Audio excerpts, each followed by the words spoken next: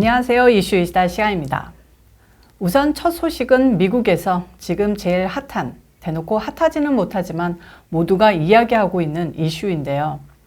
바로 빌 게이츠의 이혼 뒷이야기입니다. 같은 억만장자이지만 지난번 아마존 오너 제프 베이조스의 이혼이 그냥 단칼에 베어진 합의 이혼이었다면요. 빌 게이츠는 이혼과 함께 각종 소문이 꼬리에 꼬리를 물며 이미지 추락을 몰고 오고 있습니다. 이혼을 두고 황혼 이혼이다, 조론이다. 약간 처음에는 훈훈하게 매듭 지으려는 듯 보였는데요. 이혼 뒤에는 승무원 출신 중국 여성이 있다. 빌 게이츠의 첫사랑이 있다고 설왕설래가 계속됐습니다. 근데 저번 주말에 제프리 앱스타인이란 이름이 급 부상했죠. 멜린다 게이츠가 이혼을 결심한 것이 아동 성착취 범죄자로 제프리 앱스타인과 절친은 아직 모르겠고 수상쩍은 친구 관계를 이어갔던 것이 이혼의 결정적 이유가 됐다는 겁니다. 지난 대선을 전후로 많은 말들이 흥미거리처럼 음모론처럼 떠돌았는데요. 바로 딥스테이트 세력이 아동 성착취범들이 드글거리는 도덕적으로 타락한 집단이라는 내용도 있었습니다. 바로 빌 게이츠가 딥스테이트의 맨 꼭대기에 있는 중심 인물 중 하나라는 이야기도 있었고요. 만약 빌 게이츠가 진짜로 아동 성착취범 제프리 앱스타인과 친구였다면 이게 그냥 흥미거리 음모론이 아니라 어쩌면 실제로 근거 있는 주장이 되는 것 아닐까요? 거기다 오늘 나온 사실은 그냥 널드처럼 순진한 억만장자의 이미지, 생김새도 꼭 그렇고요.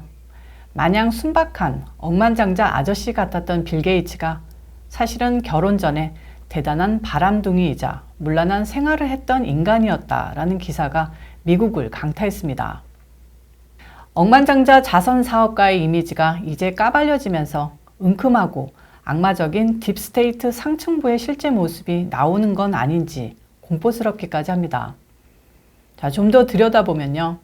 월스트리트저널은 멜린다가 최소한 2019년 10월부터 변호사들과 이혼을 논의하기 시작했다면서 이는 빌 게이츠와 앱스타인의 관계가 공개된 시점이라고 보도가 돼 반향을 불렀습니다. 미성년자 성폭행과 성매매 알선 등 혐의로 유죄 판결을 받은 앱스타인과 어울리는 남편을 보고 멜린다가 걱정이 된 게 이혼 사유라고 보도한 건데요. 솔직히 그냥 어울린다고 이혼할까요? 뭔가 더 딥한 게 있지 않았을까요? 이후 뉴욕타임스와 데일리 비스트, 뉴욕 포스트 등이 후속 보도를 경쟁적으로 냈는데요. 빌 게이츠는 2011년 1월 앱스타인을 처음 만났다고 합니다. 앱스타인이 2008년 미성년자를 대상으로 성범죄를 저지른 혐의를 인정하고 13개월간 황제 복역한 뒤였는데요. 하지만 2019년 체포됐을 때는 법원이 보석도 허가하지 않아 감옥에 갇힌 채로 재판을 받게 됐고요. 체포된 다음 달인 2019년 8월 감옥에서 숨진 채 발견됐습니다. 빌 게이츠와 앱스타인이 어울린 건 그러니까 첫 번째 수감 생활을 마친 이후부터 다시 감방으로 돌아가 목숨을 잃기 직전까지인데요. 그 앱스타인의 죽음 자체도 현재까지 미스테리입니다. 검찰은 스스로 목숨을 끊었다고 결론 지었지만 앱스타인 측은 아직까지 타살이라고 주장하고 있습니다.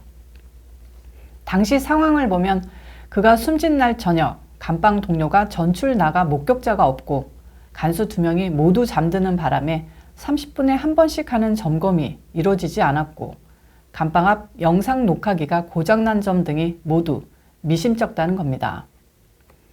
제 추측은 왠지 살인 같은데요.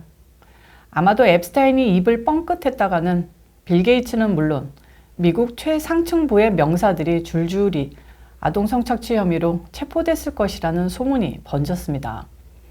이번 이혼을 통해 앱스타인과 빌 게이츠의 고리가 이혼 사유가 될 만큼 심각했다는 것으로 증명된 거나 다름없지 않을까요?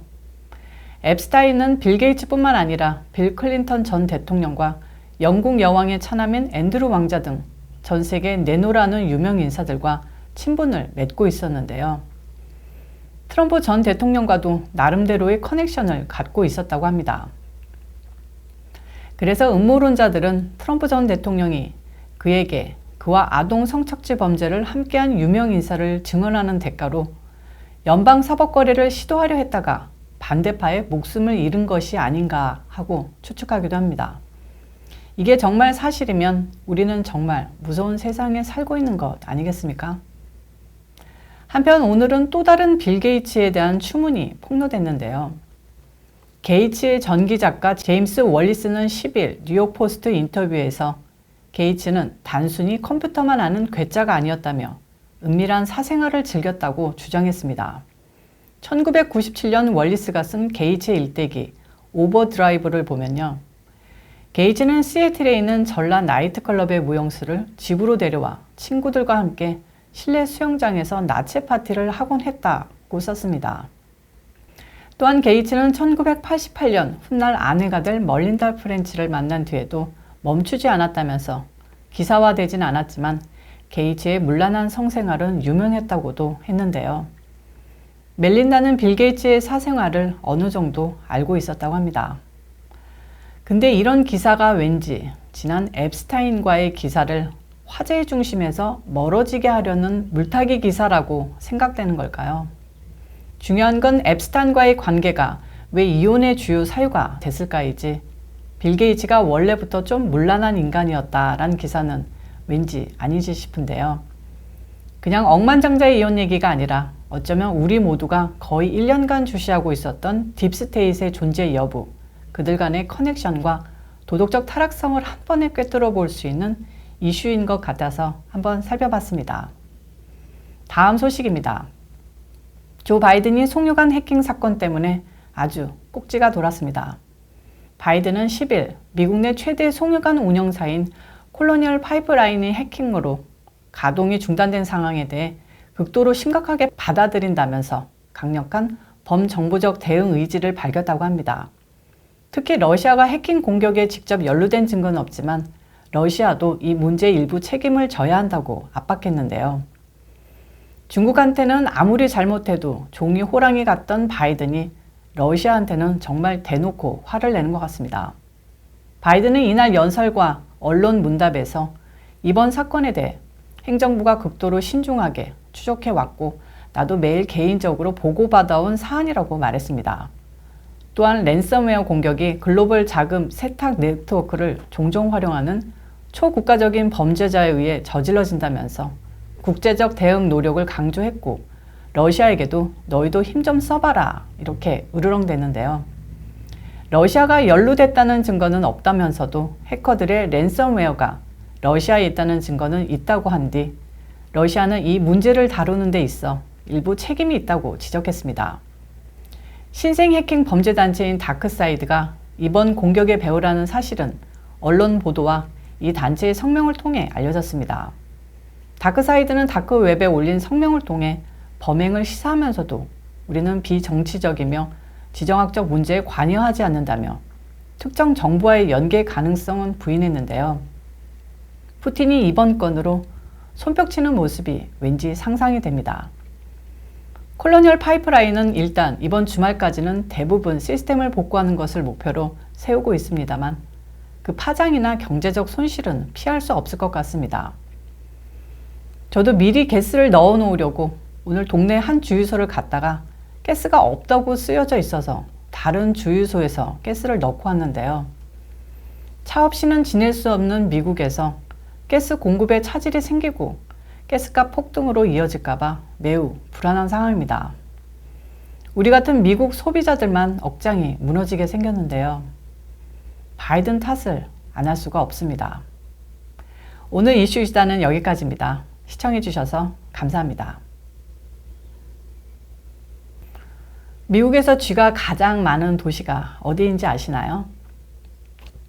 시카고라고 합니다. 시카고가 쥐가 가장 많은 도시로 오명을 쓰고 있다고 하는데 이번에 안전하게 쥐를 없애기 위해 중성화시킨 길고양이들을 풀기로 했다는 기사를 봤는데요.